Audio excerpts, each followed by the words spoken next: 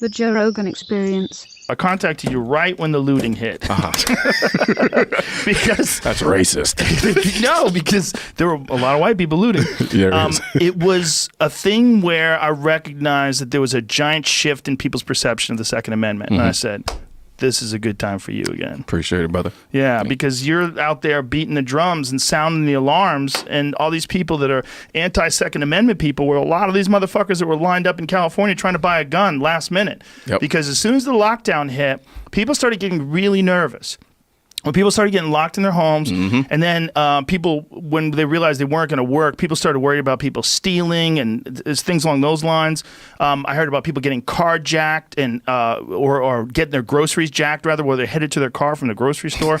Things got real weird. And then you saw these giant lines at these LA gun stores, and that's when I got a hold of you. Because I think it's a really important conversation. I think you're the best at explaining it from a very rational perspective.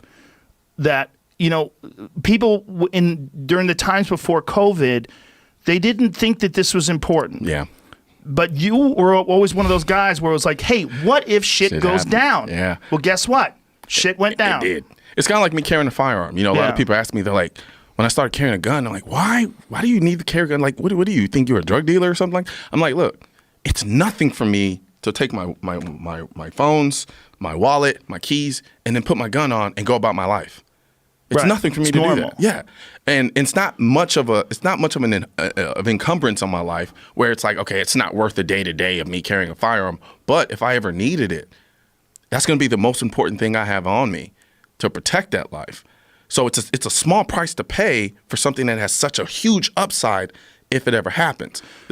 Yeah, you're a best case scenario though. You're a lawyer. You're super intelligent. You're a really nice guy, but you also love guns. Yes. Like what people are worried about is worst case scenario. They're worried about someone who's a criminal, who just wants to rob people, who has this ultimate power over folks. And that's what everybody's worried about when it comes to guns. They're worried about a school shooter. You know, they're worried about a mass murderer. They're worried about a guy who breaks into a mosque and starts gunning people down. That's what they're worried about. And I totally get it. Yeah. Like I really, truly, honestly get it. I know can you do. empathize and sympathize with that. But my whole thing is this. Once we move past that understanding of, so, you know, you have the best case scenario, which you pointed out was theoretically me, so to speak. And then you have the worst case scenario where you have, you know, criminals, you have crazy people, mass shooters, things of that nature. Once we get out of that realm, so let's talk about the reality because, you know, there's overlaps, right?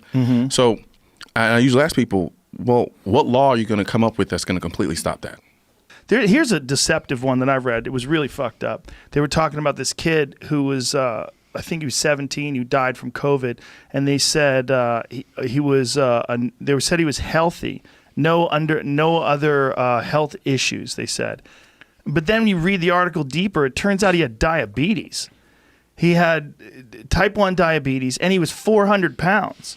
And it's like, wait a minute, that's not no issues. These articles are full of shit, and they write those articles just so that you click on them because they get the fucking ad revenue from clicks.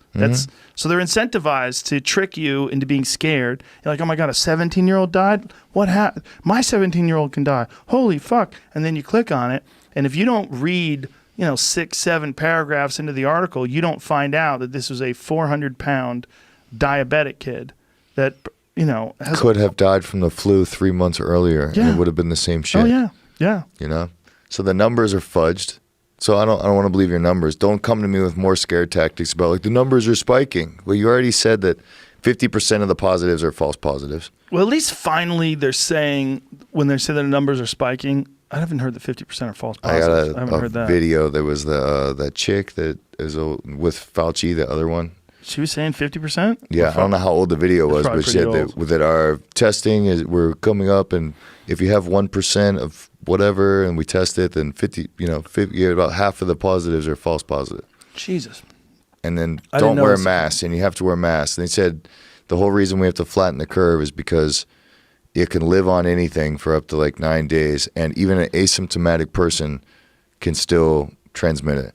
Then it comes out, they say the exact opposite. Yeah, now they're saying asymptomatic people very, very rarely transmit it. I don't choose to believe that, Joe. I'm going to believe what they told me the first time. There's a lot of people that do say that. Not the new facts that they have now. So we're still going to wear masks all the time. Yeah, people get mad at you if you suggest differently. There's a lot of people that like being scared too. And they're like, fuck you, wear your goddamn mask. We need to protect people. Love it. But meanwhile, if there's no police, who's going to protect you and who's going to protect your family? Me.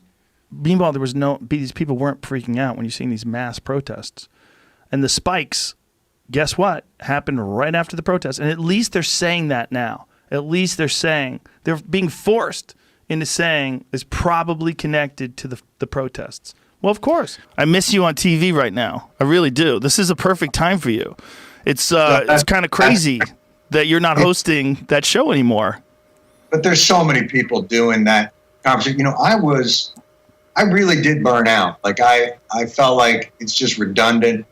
The nice thing for what you do is you get to curate and kind of be more active in to follow your own rhythm for it. I was really tied to that rhythm of the 24-hour news cycle. Right. And how fucking redundant it is and how cyclical. And at a certain point, I was like, I don't know what else to do with this. And so I didn't want to stay just because I could.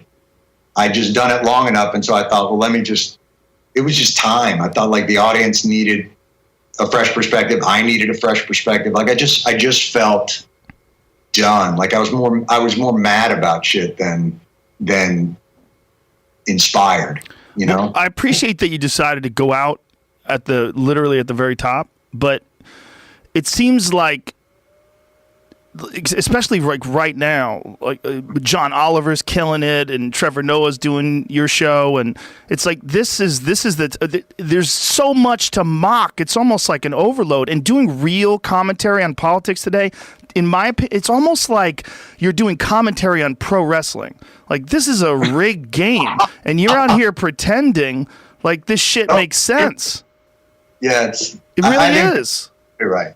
Well, it's also because that's the economic system that's been set up around politics is the very same that Vince McMahon set up around wrestling. You create, it is a kind of, kayfabe. It's a sort of like, there are characters. You know what it's like when you're trying to produce something every day, you're going to go with kind of a boilerplate structure. So you're going to say, all right, our show revolves around, you're from the right, you're from the left, whatever comes in, we're going to filter it through that. We're going to keep it producible, but it starts to, like you say, it becomes inauthentic.